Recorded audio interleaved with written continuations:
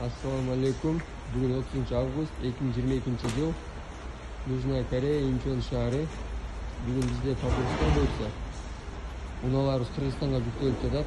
Составта 5 унаа жүктелет. Биринчи унаабыз болса, бұл Kia Morning. Автобустары. Бензин. Экинчи унаабыз болса, бұл Sonata LF. Унасы үлгісіндегі. Бұл унаабыз болса, газ менен жүрөт, 2 объем. 2016 жылкы. Үчүнчү унаабыз болса, бұл Kia K5.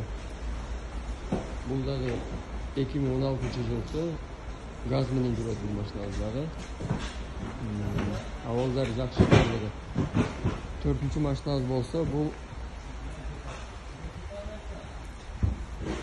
Sonata YF үлгүсүндөгү 2016 жылкы газ менен жүрө турган автоунаабыз. Бул машиналар бардыгы өзүнүн кардардарын тапкан. Кардарлардын заказы боюнча алынган машиналар. 5-чи машинабыз болсо, бул Kia Stinger. Kia Stinger бул 2018 жылкы. Объему менен 3 объем, бензин, комплектациясы максимальная, 4 грудей, бордовый түстө был.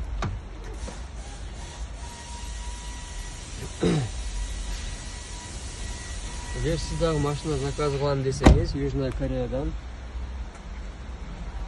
аманатыңыздарды жакшы аракет коюп, өзүңөргө жаккан унааны тандап жиберип берген аракет кылабыз. Биздин атыбыз Дастан. Бардык номер данныйларды калтырып кетебиз. Кайрылсаңыздар болот. Кызмат кылганда ырбыз. Ассаламу алейкум.